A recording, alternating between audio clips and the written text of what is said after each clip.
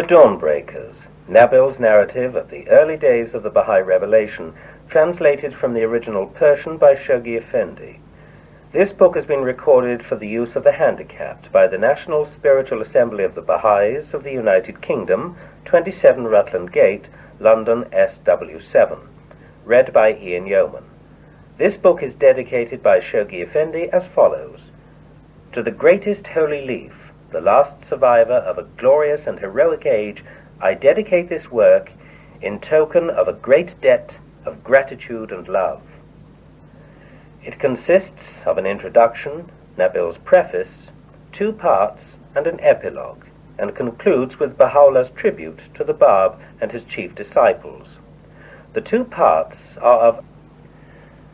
The Baha'i movement is now well known throughout the world, and the time has come when Nabil's unique narrative of its beginnings in darkest Persia will interest many readers.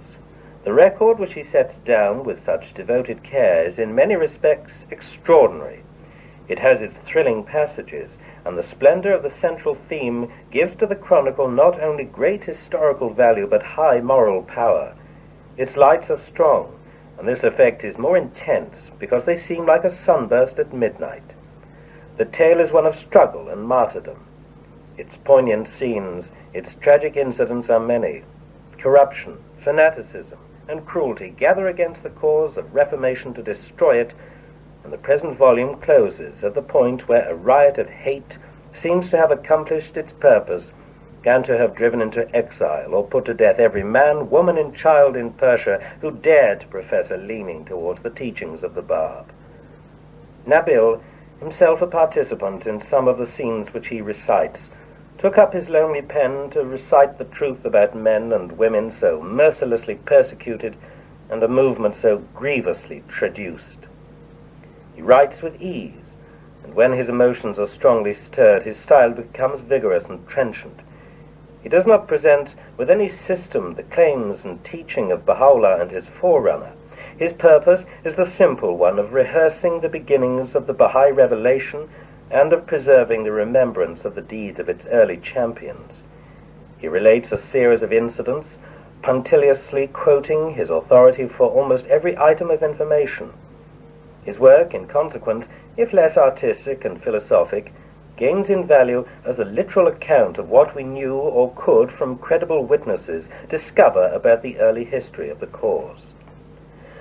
The main features of the narrative, the saintly heroic figure of the Barb, a leader so mild and so serene, yet eager, resolute, and dominant, the devotion of his followers facing oppression with unbroken courage and often with ecstasy, the rage of a jealous priesthood inflaming for its own purpose the passions of a bloodthirsty populace. These speak a language which all may understand. But it is not easy to follow the narrative in its details, or to appreciate how stupendous was the task undertaken by Baha'u'llah and his forerunner, without some knowledge of the condition of church and state in Persia, and of the customs and mental outlook of the people and their masters. Nabil took his knowledge for granted. He had himself travelled little, if at all, beyond the boundary of the empires of the Shah and of the Sultan, and it did not occur to him to institute comparisons between his own and foreign civilizations. He was not addressing the Western reader, though he was conscious that the material he had collected was of more than national or Islamic importance, and that it would before long spread both eastward and westward until it encircled the globe. Yet he was an Oriental writing in an Oriental language for those who used it, and the unique work which he so faithfully accomplished was in itself a great and laborious task. There exists in English, however, a literature about Persia in the 19th century which will give the Western reader ample information on the subject. From Persian writings, which have already been translated, or from books of European travellers like Lord Curzon, Sir J. Malcolm, and others not a few, he will find a lifelike and vivid, if unlovely, picture of the Augean conditions which the Barb had to confront when he inaugurated the movement in the middle of the 19th century. All observers agree in representing Persia as a feeble and backward nation divided against itself by corrupt practices and ferocious bigotries. Inefficiency and wretchedness, the fruit of moral decay, filled the land. from the highest to the lowest, there appeared neither the capacity to carry out methods of reform, nor even the will seriously to institute them. National conceit preached a grandiose self-content. A pall of immobility lay over all things, and a general paralysis of mind made any development impossible. To a student of history, the degeneracy of a nation once so powerful and so illustrious seems pitiful in the extreme. Abdul-Baha, who in spite of the cruelties heaped on Baha'u'llah, on the Barb, and on himself, yet loved his country, called their degradation the tragedy of a people, and in that work, The Mysterious Forces of Civilization, in which he sought to stir the hearts of his compatriots to undertake radical reforms, he uttered a poignant lament over the present fate of a people who once had extended their conquests east and west, and had led the civilization of mankind. In former times, he writes, Persia was verily the heart of the world, and shone among the nations like a lighted taper. Her glory and prosperity broke from the horizon of humanity like the true dawn disseminating the light of knowledge and illuminating the nations of the east and west. The fame of her victorious kings reached the ears of the dwellers at the poles of the earth. The majesty of her King of Kings humbled the monarchs of Greece and Rome. Her governing wisdom filled the sages with awe, and the rulers of the continents fashioned their laws upon her polity. The Persians, being distinguished among the nations of the earth as a people of conquerors and justly admired for their civilization and learning, their country became the glorious center of all the sciences and arts, the mine of culture, and the fount of virtues. How is it that this excellent country now, by reason of our sloth, vanity, and indifference, from the lack of knowledge and organization, from the poverty of the zeal and ambition of her people, has suffered the rays of her prosperity to be darkened and well nigh extinguished? Other writers describe fully those unhappy conditions to which Abdul-Baha refers. At the time when the Barb declared his mission, the government of the country was, in Lord Curzon's phrase, a church state. Venal, cruel, and immoral as it was formally religious. Muslim orthodoxy was its basis, and permeated to the core both it and the social lives of the people. But otherwise there were no laws, statutes, or charters to guide the direction of public affairs. There was no House of Lords, nor Privy Council, no synod, no parliament.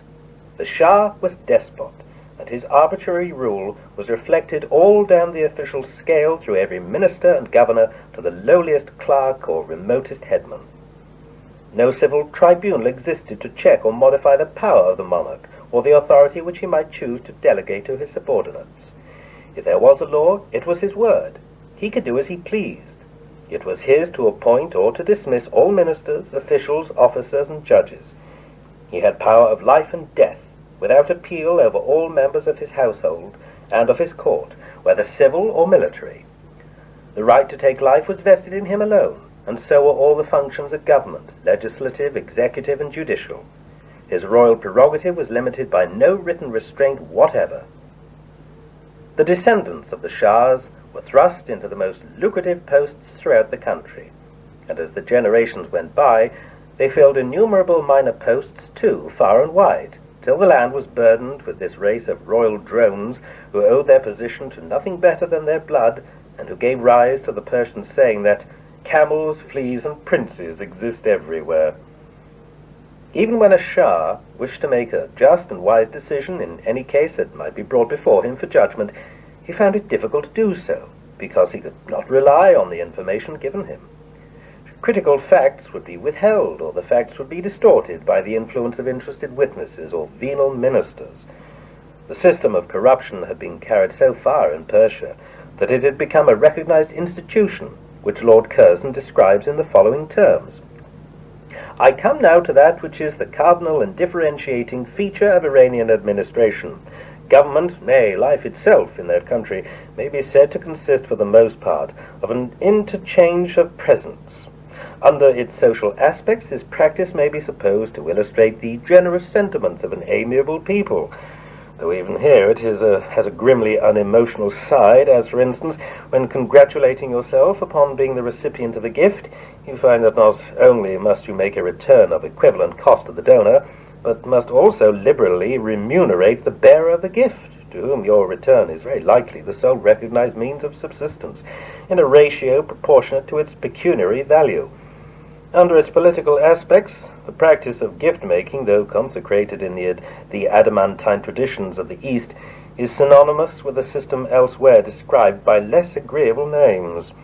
This is the system on which the government of Persia has been conducted for centuries, and the maintenance of which opposes a solid barrier to any real reform.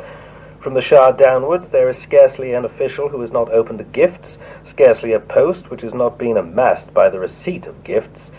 Every individual, with hardly an exception, is the official hierarchy above mentioned, has only purchased his post by a money present either to the Shah or to the minister, or to the superior governor by whom he has been appointed.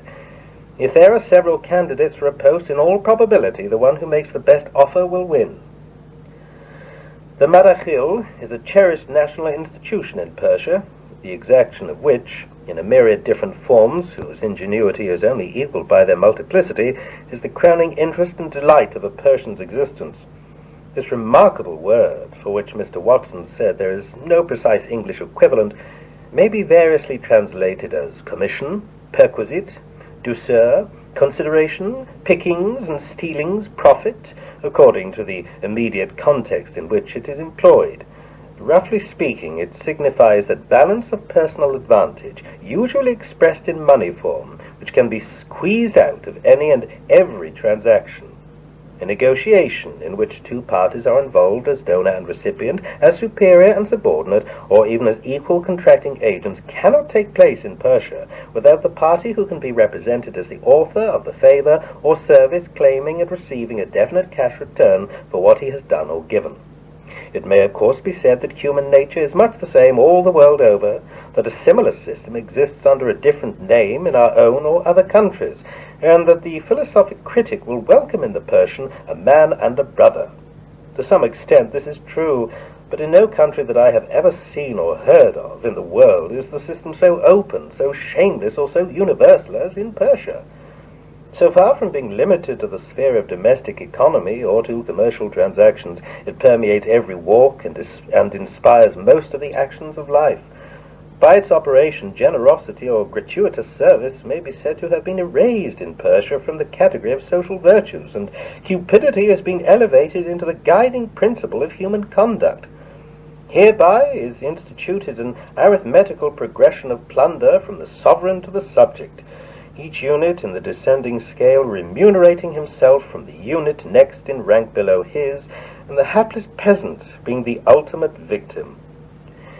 It is not surprising under these circumstances that office is the common avenue to wealth, and that cases are frequent of men who, having started from nothing, are found residing in magnificent houses, surrounded by crowds of retainers and living in princely style. Make what you can while you can is the rule that most men set before themselves in entering public life. Nor does the popular spirit resent the act, the estimation of anyone who, enjoying the opportunity, has failed to line his own pockets, being the reverse of complimentary to his sense. No one turns a thought to the sufferers from whom, in the last resort, the material for these successive marakhils has been derived, and from the sweat of whose uncomplaining brow has been wrung the wealth that is dissipated in luxurious country houses, European curiosities, and enormous retinues. To read the foregoing is to perceive something of the difficulty of the Barb's mission. To read the following is to understand the dangers he faced, and to be prepared for a story of violence and heinous cruelty. Before I quit the subject of the Persian law and its administration, let me add a few words upon the subject of penalties and prisons. Nothing is more shocking to the European reader in pursuing his way through the crime-stained and bloody pages of Persian history during the last and, in a happily less degree, during the present century, than the record of savage punishments and abominable tortures, testifying alternately to the callousness of the brute and the ingenuity of the fiend. The Persian character has ever been fertile in device and indifferent to suffering, and in the field of judicial executions it has found ample scope for the exercise of both attainments. Up till quite a recent period, well within the borders of the present reign, condemned criminals have been crucified, blown from guns, buried alive, impaled, shod like horses, torn asunder by being bound to the heads of two trees, bent together, and then allowed to spring back to their natural position, converted into human torches, flayed while living. Under a twofold governing system, such as that of which I have now completed the description, namely an administration in which every actor is, in different aspects, both the briber and the bribed, and a judicial procedure without either a law or a law court, it will readily be understood that confidence in the government is not likely to exist, that there is no personal sense of duty or pride of honor, no mutual trust or cooperation, except in the service of ill-doing, no disgrace in exposure, no credit in virtue, above all, no national spirit or patriotism. From the beginning, the Barb must have divined the reception which would be accorded by his countrymen to his teachings, and the fate which awaited him at the hands of the mullahs. But he did not allow personal misgivings to affect the frank enunciation of his claims, nor the open presentation of his cause. The innovations which he proclaimed, though purely religious, were drastic, the announcement of his own identity startling and tremendous. He made himself known as the Qaim, the High Prophet, or Messiah so long promised, so eagerly expected by the Mohammedan world. He added to this the declaration that he was also the gate, that is, the Barb, through whom a greater manifestation than himself was to enter the human realm. Putting himself thus in line with the traditions of Islam, and appearing as the fulfillment of prophecy, he came into conflict with those who had fixed the ineradicable ideas, different from his, as to what those prophecies and traditions meant. The two great Persian sects of Islam, the Shia and the Sunnis, both attached vital importance to the ancient deposit of their faith, but did not agree as to its contents or its imports. The Shias, out of whose doctrines the Baha'i movement arose, held that after the ascension of the High Prophet Muhammad, he was succeeded by a line of 12 imams. Each of these, they held, was specially endowed by God with spiritual gifts and powers, and was entitled to the wholehearted obedience of the faithful. Each owed his appointment not to the popular choice, but to his nomination by his predecessor in office. The 12th and last of these inspired guides was Muhammad, called by the Shias Imam Mihdi, Hujjatullah, the proof of God, Baqiyatullah, the remnant of God, and Qaim-i Muhammad, he who shall arise of the family of Muhammad. He assumed the functions of the Imam in the year 260 of the Hegira, but at once disappeared from view and communicated with his followers only through a certain chosen intermediary known as a gate. 4 of these gates followed one another in order, each appointed by his predecessor with the approval of the Imam. But when the 4th, Abul Hasan Ali, was asked by the faithful before he died to name his successor, he declined to do so. He said that God had another plan.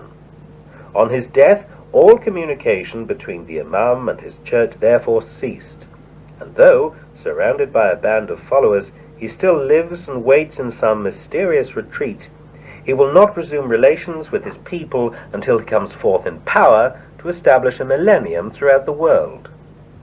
The Sunnis, on the other hand, take a less exalted view of the office of those who have succeeded the High Prophet. They regard the vice-regency less as a spiritual than as a practical matter.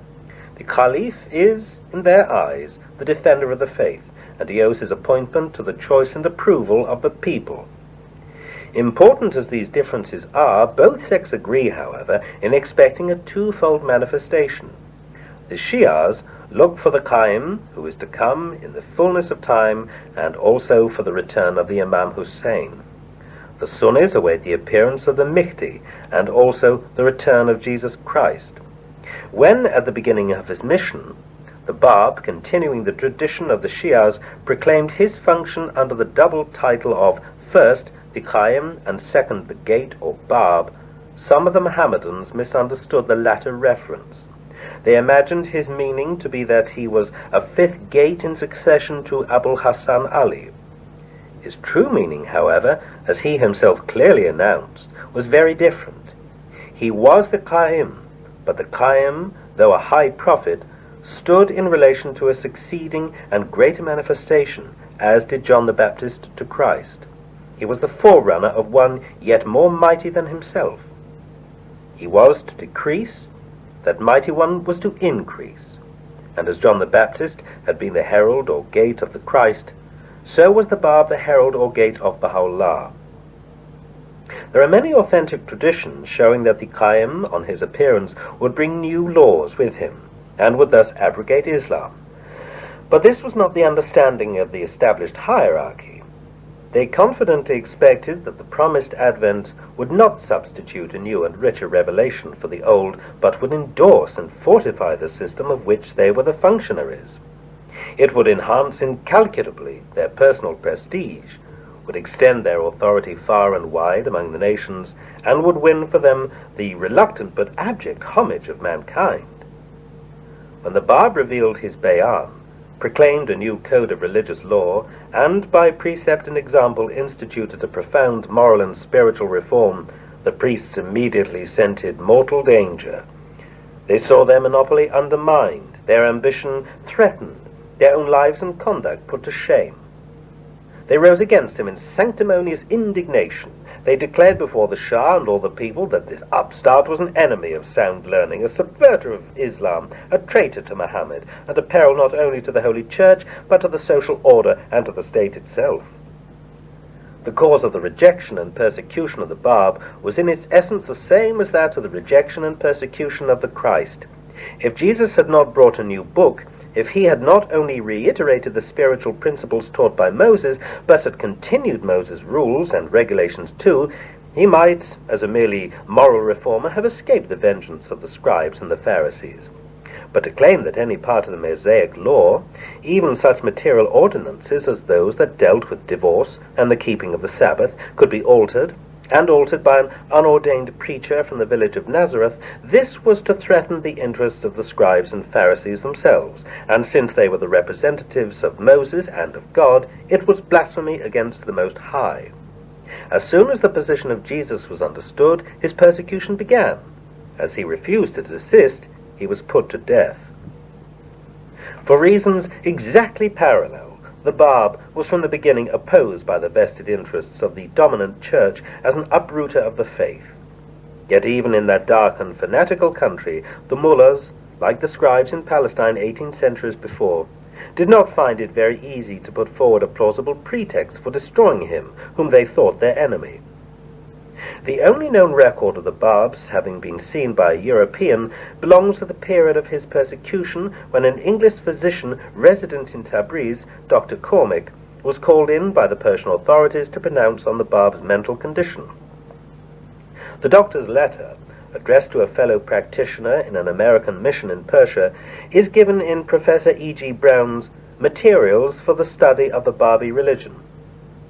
"You ask me," writes the doctor, "for some particulars of my interview with the founder of the sect known as Barbis.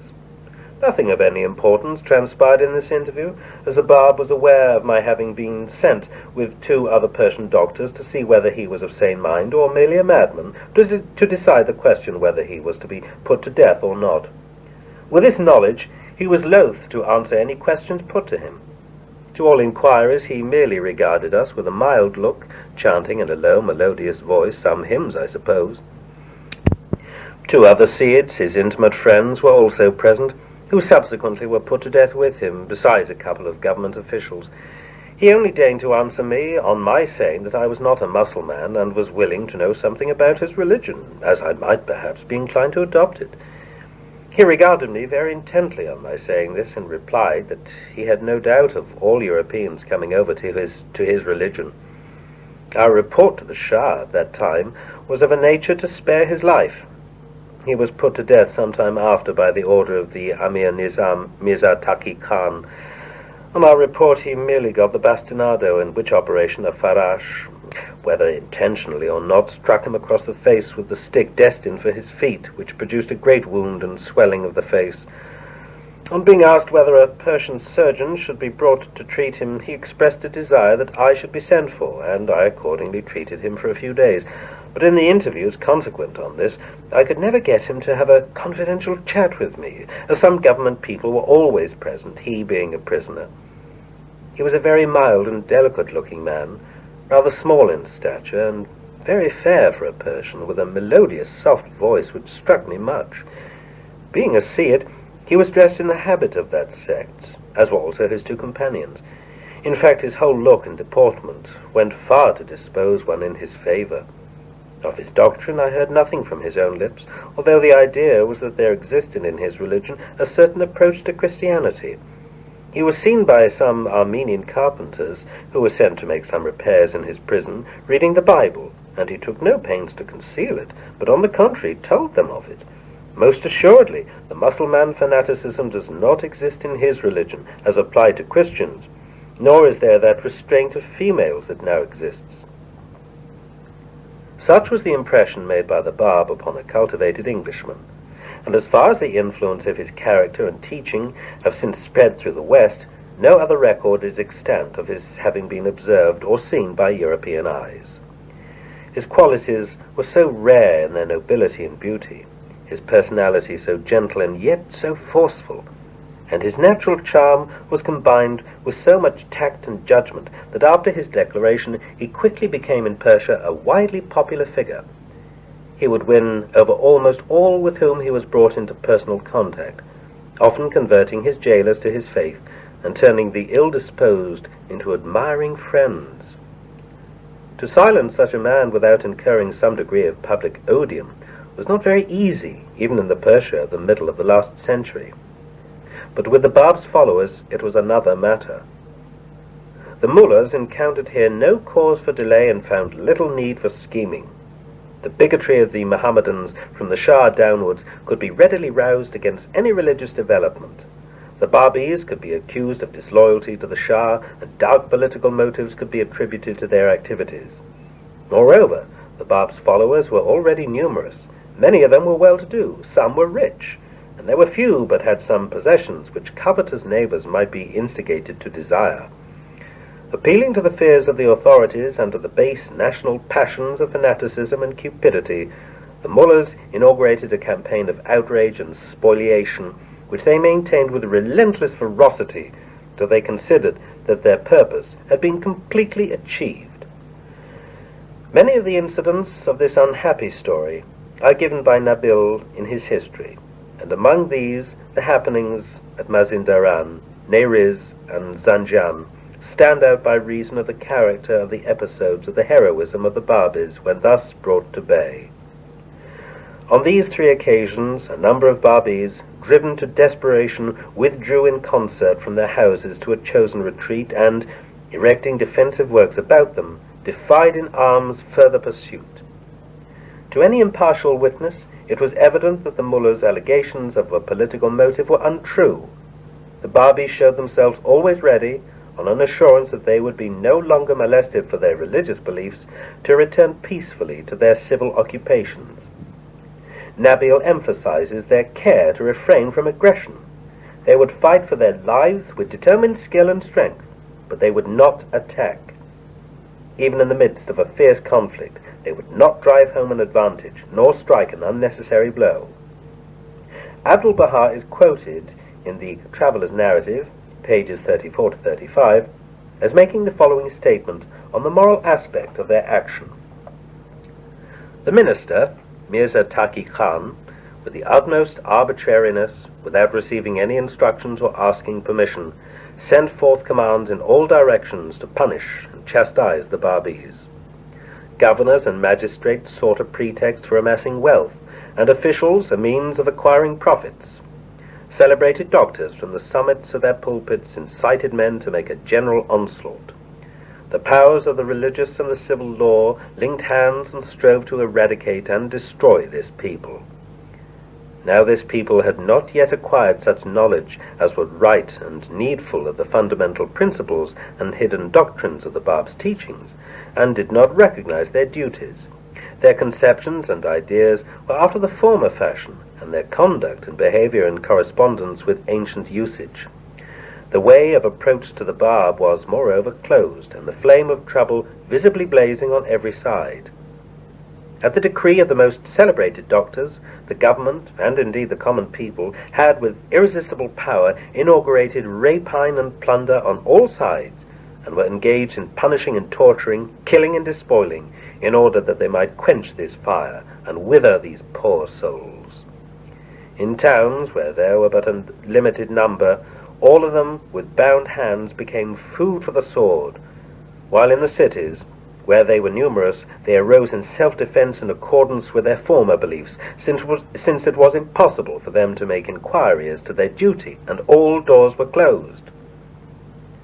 Baha'u'llah, on proclaiming some years later his mission, left no room for uncertainty as to the law of his dispensation in such a predicament, when he affirmed, "It is better to be killed than to kill." Whatever resistance the Babis offered, here or elsewhere, proved ineffective. They were overwhelmed by numbers. The Barb himself was taken from his cell and executed. Of his chief disciples, who avowed their belief in him, not one soul was left alive save Baha'u'llah, who with his family and a handful of devoted followers was driven destitute into exile and prison in a foreign land. But the fire, though smothered, was not quenched. It burned in the hearts of the exiles who carried it from country to country as they travelled. Even in the homeland of Persia, it had penetrated too deeply to be extinguished by physical violence, and still smouldered in the people's hearts, needing only a breath from the spirit to be fanned into an all-consuming conflagration. The second and greater manifestation of God was proclaimed in accordance with the prophecy of the Barb at the date which he had foretold. 9 years after the beginning of the Babi dispensation, that is, in 1853, Baha'u'llah, in certain of his odes, alluded to his identity and his mission, and 10 years later, while resident in Baghdad, declared himself as the promised one to his companions. Now the great movement for which the Barb had prepared the way began to show the full range and magnificence of its power.